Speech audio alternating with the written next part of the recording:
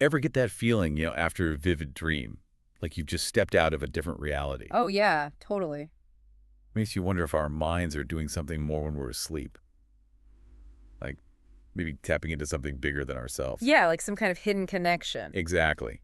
And that's what we're diving into today, this idea of a universal mind and how our dreams might be a bridge to it. We're pulling from some pretty interesting stuff today, actually. We've got a bunch of philosophical excerpts, all mixed in with insights from a filmmaker who's really exploring these ideas in a new film, The Dreams of Others. What I find really interesting right off the bat is that this whole collective consciousness concept is not just some new age thing, you know? Right, it's got some weight to it. It totally does. It pops up throughout history, all over the place, ancient traditions, even in modern physics. It's this idea that's been hanging around for a long time. It makes you think. Yeah. In this source material, it suggests that maybe that longing for connection we all feel, it could be baked right into us, Ah, like at the level of consciousness itself, which is a wild thought. absolutely. But there's another layer to it. This idea of dreams being like windows into this collective space. Now, that really caught my eye. What are your thoughts on that? Well, just think about it for a second. A third of our lives, gone, spent in this dream world. Logic goes out the window, anything goes. And this filmmaker, they're suggesting that maybe dreams aren't just random noise in our brains. Like static on a TV screen. Exactly. More like glimpses into another reality, one where the lines between our minds are blurred. Which would kind of explain those times when you hear about people having the same dream, even if they're miles apart. Exactly. And it's not just that, right? There's this whole concept of archetypes in Right. dreams. Symbols and characters that show up across different cultures, different time periods. You see it everywhere. You do. So could these be like reflections coming from a shared well of images, ideas, even emotions? It really makes you question this whole idea of individual consciousness, doesn't it? It does. It brings up the question, how does science fit into all of this? We're talking about minds connecting, almost like some sort of psychic network, which seems pretty out there. Yeah, and that's where the really interesting, what they call the hard problem of consciousness comes into play. The hard problem. Okay. It's this question that's been bugging scientists and philosophers forever. How can physical matter, our brains, actually create the feeling of being, of having subjective experiences, like dreaming? Yeah, it's more than just neurons firing, right? Right.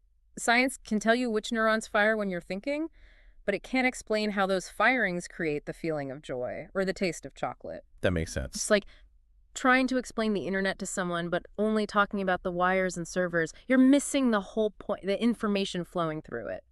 I like that analogy. Hmm. So are you saying that maybe consciousness is like that information? That it's the fundamental thing, not a byproduct? Exactly. And if you look at it that way, then maybe our brains are more like receivers, tuned into this larger field of awareness, this universal mind that we've been talking about. Okay, so we're shifting the perspective here.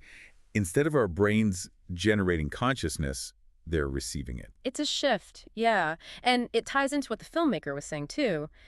Maybe this waking world that we experience as so solid, so real. The everyday world. Yeah, maybe it's just another layer of this collective dream, just operating under different rules.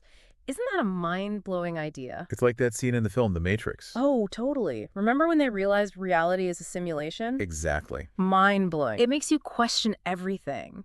And what's really interesting is this unknown energy that keeps coming up, the one that's supposed to be pushing us towards unity, towards each other. It could be a force within this collective dream that's trying to wake us up. Wake us up to this connection. To our interconnectedness, exactly. You know, it does feel like something is pushing humanity in that direction. Like all the challenges we're facing, they could be nudging us to evolve, to recognize that we're not separate.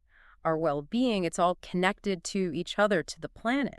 It's kind of a hopeful thought when you think about it that way. It is hopeful. It really makes you think about the nature of time, too. Yeah. What if this reunification, this coming back together, is a process that's happening over lifetimes? Wow.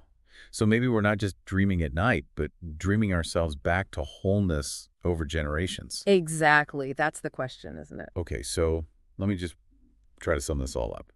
We've got this idea of a universal mind. We've got dreams as potential ways to access it, and maybe even a force inside this shared reality gently pushing us to wake up and recognize our connection. That's a pretty good summary. It's a lot to process. It is a lot. But if it's true, even a little bit, think about what it means.